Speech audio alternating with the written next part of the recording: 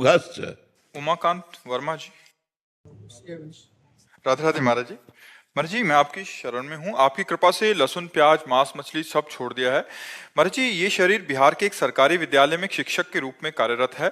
भगवान, बिहार के सरकारी विद्यालयों में इस वर्ष से 6वीं, 7वीं और 8वीं के वर्ग कक्षाओं में बाल रामायण, बाल महाभारत एवं बुद्ध चरित्र का पठन पाठन कराया जा रहा है, जो कि एक सराहनीय कदम है। परंतु जब तक शिक्षक अध्यात्म ज्ञान से परे हैं तो इसकी सार्थकता कैसे संभव है महाराज जी? शिक्षक ही अगर उनको ज्ञान नहीं है।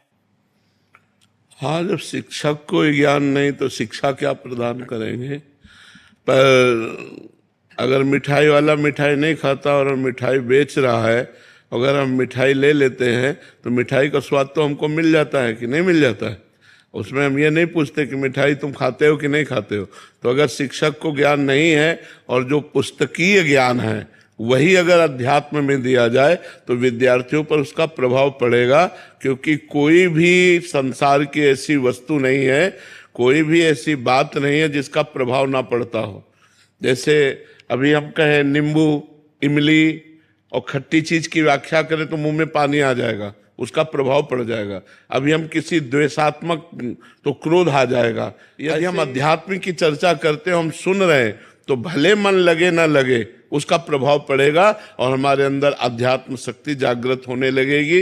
धीरे धीरे उसका मनन होने लगेगा, धीरे धीरे हम उस मार्ग पर चलने लगेंगे। तो जरूर जरूर ऐसे अध्यात्म ग्रंथों का पठन श्रवण कराया जाए। यदि कहीं शिक्षक उससे युक्त हो तब तो ज्यादा प्रभाव पड़े, क्योंकि वो अपने अनुभव बता सकता है। लेकिन यदि ना युक्त हो फिर भी शिक्षा दी जाए तो भी शिक्षा का प्रभाव बालकों को अध्यात्म और आधुनिक दोनों उन्नतियों के लिए योग्य बना देगा। जरूर देना चाहिए भगवान जी। तो जो आसुरी प्रवृत्ति के लोग हैं वो तो विरोध करेंगे ही, लेकिन हमको उनके विरोध की तरफ नहीं देखना, मंगल की तरफ देखना है, जिससे मंगल हो जाए। विरोध तो लंका में भी भगवान के राम का विरोध होता था, लेकिन उन्हीं का भाई बैठ करके घर में ही महान भक्ति कर ली कि नहीं कर ली? रावण के पास में ही महल में रह करके विभीषण जी ने वो भक्ति की कि भगवान ने कहा, तुम सरीखे संत प्रिय मोरे, धरो देह नहीं आन्य हो रे। तो विरोध किसका नहीं होता? हम विरोध को देख करके अगर अपनी भक्ति को छोड़ दें तो हमारी भक्ति ही क्या है? विरोध करने वाले हमारे डंडे हैं और भक्ति उसके ऊपर झंडा है। विरोध रूपी डंडे पर भक्ति रूपी झंडा फहराता है, ना कि झुकता है।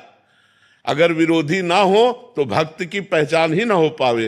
अगर मीरा जी के देवर विरोध न करते तो मीरा जी को कौन जानता? हिरण्यकश्यप विरोध न करता तो प्रहलाद जी को कौन जानता? तो ये विरोधी ही ऐसे हैं जो हमारी भक्ति को प्रकाशित करते हैं। हमें उनसे डाउन नहीं होना, हमको डट करके भगवान नाम